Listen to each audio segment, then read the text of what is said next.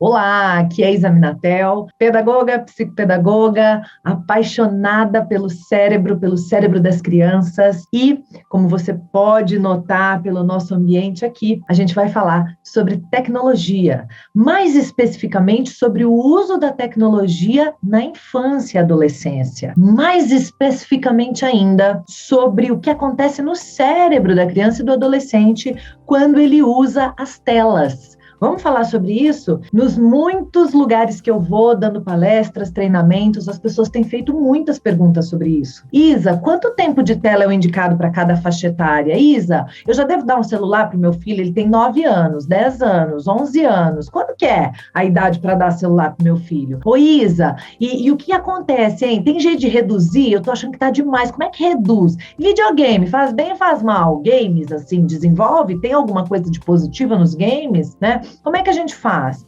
Tela, a gente sabe que é um negócio bom, né? Porque é a evolução, a tecnologia, tem um monte de coisa boa, mas como que a gente controla, né, esse negócio? Gente, para a gente ter criança sem limites, se você me acompanha há bastante tempo, você sabe do que eu estou falando, sem limites na sua potência, sem limites na forma de colocar todo o seu potencial no mundo, né, a serviço do mundo, a gente precisa de telas com limites. É por isso que a gente está iniciando essa série que é Telas e o Cérebro das Crianças. Então, vamos junto e vamos descobrir um pouquinho sobre tudo isso aí.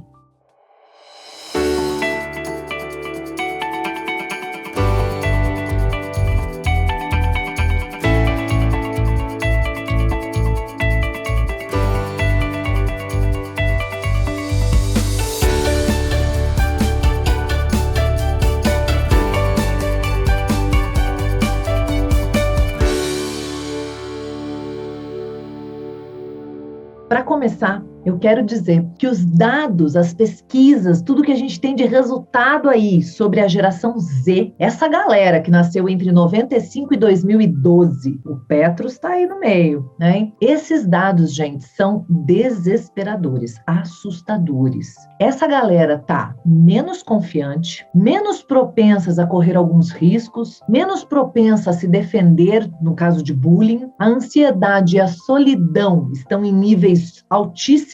Alguns pesquisadores estão dizendo que a gente está criando uma geração que está à beira da mais grave crise de saúde mental da história. Então, o assunto é sério. Tem a ver isso com telas? Tem alguma conexão com os smartphones, com as telas recreativas, com os aplicativos, com os games? Será? O pior de tudo é que as taxas de depressão e suicídio aumentaram juntinho com a expansão dos smartphones. Dá uma olhada nesse gráfico aqui sobre o crescimento da venda dos smartphones e agora olha esse gráfico aqui sobre suicídios de adolescentes no Brasil. Seria uma coincidência tão grande, será, gente? Observa bem ali, a partir de 2009 em diante. Olha um gráfico e outro. Preocupa, né? Nossa, Isa, agora você está usando a tela para falar mal da tela? Você está usando a tecnologia para falar mal da tecnologia? Você que ganha vida com isso? Você que trabalha com isso, vende curso online? É youtuber, né? Tem Instagram, TikTok, ganha dinheiro com online e agora vai falar mal da tecnologia? Calma, não é só isso, não. A gente tem o outro lado da moeda. A gente tem registros de grupos de crianças em 2019 lançando através do online e das redes os maiores protestos ambientais da história. Em 2018, um grupo de alunos que sobreviveu a um tiroteio na Flórida se organizou e fez um dia de greve nacional contra a legislação, que era muito fraca na questão armamentista, e conseguiu fazer um movimento gigante. À medida que as crianças vão aprendendo sobre blog, podcast, vlog, elas vão também ganhando uma forma de colocar sua voz no mundo. Vão aprendendo sobre programação, vão aprendendo como compartilhar informações, como mobilizar outras pessoas em prol de uma ideia. Isso é muito maravilhoso, isso é muito potente. E isso também vem com esse boom da tecnologia. Então a gente está falando de um negócio que não é só ruim e nem só bom. Nós estamos falando de uma ferramenta que, para ser ruim ou bom, depende do uso que se faz dela. Então nós estamos falando do uso consciente das telas. Sim, é isso. Acontece que eu preciso avaliar o que o uso das telas faz num cérebro imaturo. Porque quando a criança começa a usar a tela, dependendo da vida, né, que você oferece a ela, às vezes é muito cedo. Mas mesmo se a gente considerar um adolescente, que é, na verdade, o momento em que ele mergulha profundamente nas telas, ele ainda tem o lobo frontal, o centro de controle do cérebro, ainda não plenamente amadurecido, ainda em processo de formação. Leva até umas 2 décadas para terminar a maturação deste centro de controle do neocórtex, né, do córtex cerebral. E justamente essa é a parte do cérebro que faz as seguintes perguntas na vida. Isso é mesmo uma boa ideia? Quais são os efeitos, as consequências disso no longo prazo? Então é a parte que critica, que analisa, que toma decisões pensando em riscos, que realmente faz aquela ponderação. Para além de tudo isso, o cérebro jovem, ele tem uma programação específica. Ele quer correr riscos, buscar novidades, encontrar um grupo de iguais da mesma faixa etária e interagir socialmente. E por tudo isso, correr risco, ter um grupo de iguais, interagir socialmente, buscar novidades, ele é recompensado com dopamina. Entendam que a programação do cérebro era essa,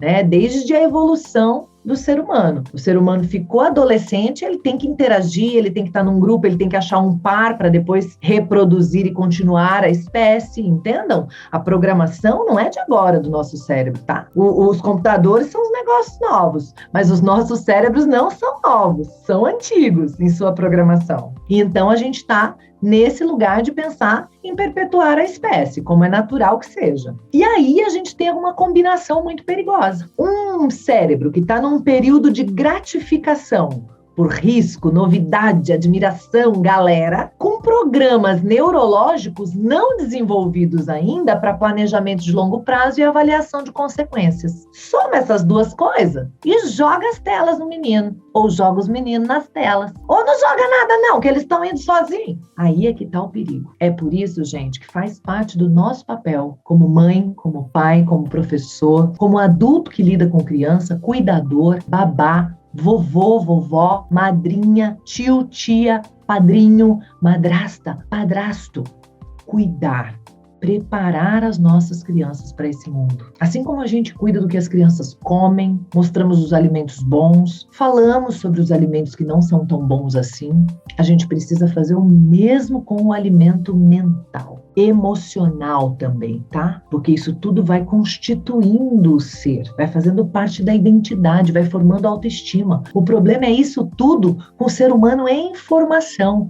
Ainda não tenho bem definida a minha identidade, ainda não tenho bem definida a minha autoestima e tô lá interagindo nas redes sociais, por exemplo, vendo outros mundos perfeitos, outros corpos perfeitos, outras pessoas incríveis. Que impacto isso pode ter na minha formação? O que a gente precisa mesmo, o quanto antes, é fazer as crianças e os adolescentes entenderem uma coisa que eu não sei nem se a gente adulto já entendeu. É a relação entre o que a gente consome de tecnologia e aquilo que a gente pensa, sente e faz, como a gente se comporta. Você ouviu o que eu falei? Vou repetir. A gente precisa entender e ajudar a nossa criança, adolescente a entender também a relação entre o que a gente consome na tecnologia e o modo como a gente pensa, sente e age e se comporta. Existe uma forma saudável e potente de se relacionar com a tecnologia. E essa é a forma consciente, é sabendo de tudo que está por trás desse encontro, da nossa criança, do cérebro da nossa criança com a tela.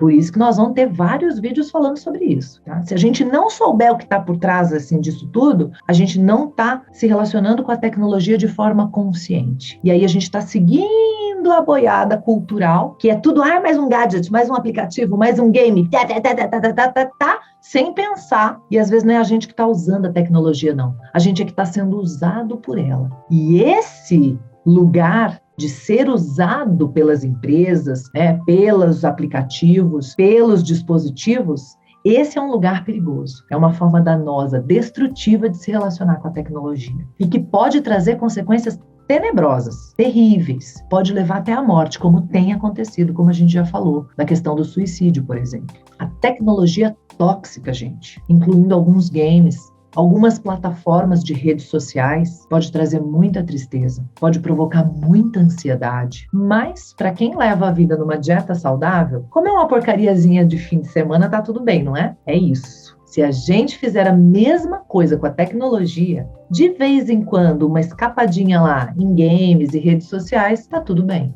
Então, essa série é justamente para você saber como orientar as crianças para o uso saudável, equilibrado, consciente da tecnologia. É fundamental entender como as crianças, os cérebros das crianças metabolizam a tecnologia. Ou seja, como as diferentes mídias, como os diferentes aplicativos, como as diferentes redes sociais captam a atenção das nossas crianças, como fazem com que elas se sintam, como alteram os seus comportamentos e como impactam seus cérebros. E é isso, é exatamente isso o que você vai descobrir nessa série. É por isso que essa série se chama As Telas e o Cérebro das Crianças. Seja muito bem-vindo. Se fez sentido para você, já deixa o seu curtir, já deixa a sua pergunta aqui embaixo para a gente ir desenvolvendo nos outros vídeos assuntos que façam sentido e que respondam às suas dúvidas, e encaminhe esse vídeo, gente, para todo mundo que tem contato com crianças. Pais, mães, cuidadores, professores, parentes, avós, babás. Gente,